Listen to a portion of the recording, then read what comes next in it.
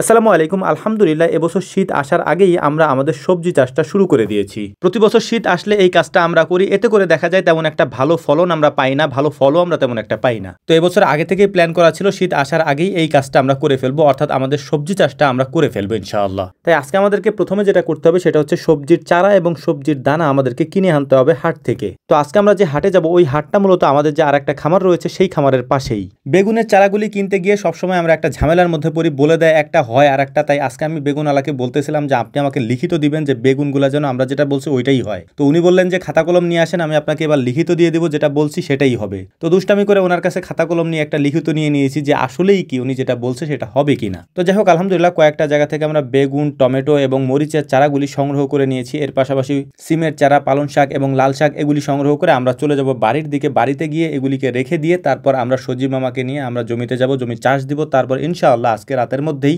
চারাগুলি লাগিয়ে পানি দিয়ে দেওয়ার চেষ্টা করবে ইনশাআল্লাহ। তবে আমাদের কাছে যেটা মনে হয়েছিল যে খুব সহজে হয়তো আমরা সেটা করতে পারবো, কিন্তু সেটা একেবারেই সহজ না। কারণ হচ্ছে যে জায়গাটা আমরা চাষ দিচ্ছি এই জায়গাটা একেবারে শুকিয়ে গিয়েছে। এই শুকিয়ে যাওয়ার কারণে এটা চাষ দিতে আমাদের অনেক বেশি কষ্ট হচ্ছিল এবং অনেক বেশি সময় আমাদের লাগতেছিল।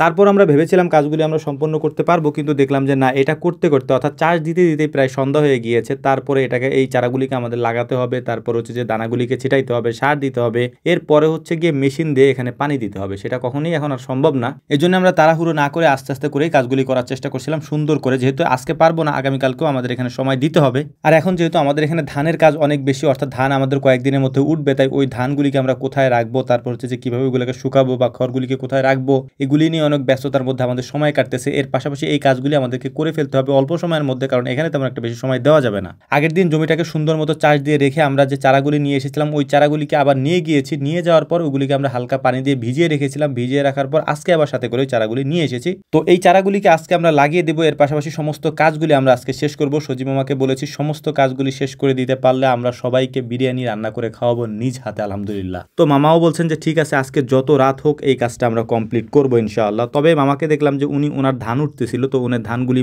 মারাই করতেছিলেন, যে কারণে উনি আসতে পারেন নাই। তাই ভাবলাম যে হয়তো আজকেও আমাদের এই কাজটা সম্পন্ন করতে আমরা পারবো না। তাই নিজেরাই পাশের একটা ডোবা থেকে বালতি ভরে পানি এনে তারপর আমাদের যে গাছগুলি আমরা এই মুহূর্তে লাগিয়েছি এই গাছগুলিতে দিয়ে দিচ্ছিলাম। কারণ এখন যদি পানি না দেওয়া হয়, আগামীকালকে সকালে পানি দেওয়া হবে, এই গাছগুলি মারা যেতে পারে বা ঢলে যেতে পারে। জমি চাষ দেওয়ার সময় জমিতে ডিএপি সার দেওয়ার কথা একেবারেই মনে ছিল না, তাই পরবর্তীতে ডিএপি সার দিয়ে তারপর আমরা জমি থেকে চলে যাওয়ার জন্য যখন রেডি হয়েছি দেখলাম যে সজীব মামা এসেছেন। সজীব মামা আসার পর পালং শাকের দানাগুলি আমরা বুনিয়ে দিয়েছি এবং এর পাশাপাশি লাল শাকের দানাটাও বুনিয়ে দিয়েছি। তো এই কাজগুলি করতে করতে আমাদের রাত হয়ে গিয়েছে। তো এখনো একটা কাজ আমাদের বাকি, মেইন যে কাজটা সেটা হচ্ছে এই জমিতে পানি দেওয়া। যদি আমরা এখন পানি দিয়ে দিতে পারি তাহলে আলহামদুলিল্লাহ আমাদের এই কাজটা একেবারে সম্পূর্ণ হয়ে যাবে। এর পাশাপাশি এই চারাগুলি খুব ভালোভাবে বেঁচে যাবে এবং যে দানাগুলি আমরা বুনিয়েছি সেই দানাগুলিও খুব ভালোভাবে অঙ্কুরিত হবে ইনশাআল্লাহ। তো আলহামদুলিল্লাহ পানি দেওয়ার জন্য মেশিনটাকে আমরা এখানে নিয়ে এসেছি। এখন মেশিনটাকে সেট করতে হবে। এই জায়গাটা একেবারে শুনশান, যেহেতু একেবারে রাতের বেলা আমরা এই কাজগুলি করছি, আশেপাশে কেউ নাই, সব যেহেতু আমাদের এইদিকে গ্রাম অঞ্চল, সবাই ঘুমিয়ে পেরেছে। সজীব মামার আমি দুজনে মিলে এই কাজগুলি করতেছিলাম। চারিদিকে একেবারে শুনশান নীরবতা।